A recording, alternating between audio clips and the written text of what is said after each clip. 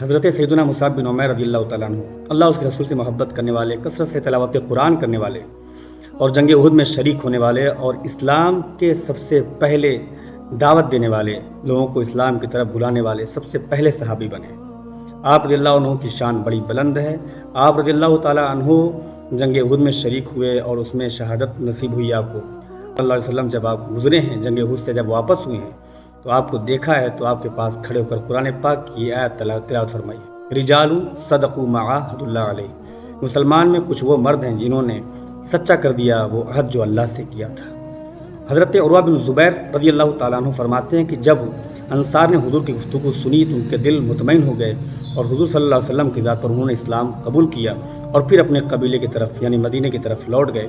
پھر وہاں سے انہوں نے پیغام بھیجا کہ ہماری طرف کسی مبلغ اسلام کو بھیج دیا جائے تاکہ وہ ہمیں قرآن پاک کی تعلیم دے، قرآن پاک کی طرف بلائے اور ہم اس کی اتباع کریں۔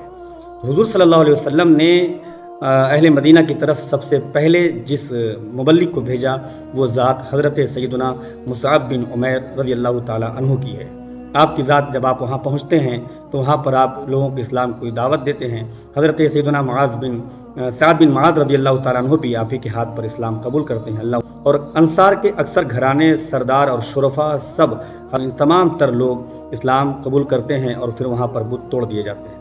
حضرت سیدنا مصعب بن عمیر رضی اللہ تعالیٰ عنہ اس لیے بھی بہت خاص ہیں کہ جب انہوں نے اسلام قبول نہیں کیا تھا تو عمدہ اور لذیذ غذاؤں پر ان کا گزارا اور بہترین لباس ان کی زندگی میں رہا کرتا تھا۔ ایک وقت ایسا آیا کہ حضرت سیدنا فاروق اعظم رضی اللہ تعالیٰ عنہ نے فرمایا کہ حضور صلی اللہ علیہ وسلم نے انہیں دیکھا کہ یہ دمبے کی کھال پہنے ہوئے تھے تو حضور صلی اللہ تعالیٰ علیہ وسلم نے فرمایا کہ شخص کو دیکھو جس کے دل کو اللہ نے روشن کر دیا ہے۔ ہم نے اس کی وہ زندگی بھی دیکھی ہے کہ جب اس کے والدین اسے عمدہ اور بہترین خوراک دیتے تھے، مگر آج اللہ اس کے رسول کی محبت میں اس کی یہ حالت ہو گئی ہے۔ جنگ احد کے دن جب آپ شہید ہو جاتے ہیں، جب آپ رضی اللہ عنہ جنگ احد کے دن اور دیگر لوگ شہید ہو جاتے ہیں تو حضور صلی اللہ علیہ وسلم ان کے پاس گزرتے ہیں اور دیکھتے ہیں تو فرماتے ہیں کہ میں گواہی دیتا ہوں کہ تم لوگ اللہ کے ہاں زندہ ہو۔ اے لوگوں ان کی زیارت کرو، ان پر سلام بھیجو، اور اس ذات کی قسم جس کے قبضہ قدرت میں میری جان ہے، قیامت تک جو لوگ ان کو سلام کریں گے یہ انہیں جواب دیں گے۔ یہ وہ ذات ہیں، وہ پاک ہستیاں ہیں جنہوں نے اسلام کی خاطر اپنے عیش کو، اپنی خواہشوں کو، اپنی عزتوں کو انہوں نے قربان کر دیا اور اسلام اور اللہ اس کے رسول کی محبت میں دمبے کی کھال پہنی، اللہ اس کے رسول کی محبت میں فاقہ بھی کاٹا، اللہ اس کے رسول کی محبت میں تکلیفیں بھی سہیں۔ یہ سارا کچھ تاریخ میں لکھا ہوا ہے۔ ہمیں صحابہ کی زندگی کو سمجھنا اور پڑھنا چاہیے تاکہ ہمیں رغبت ملے۔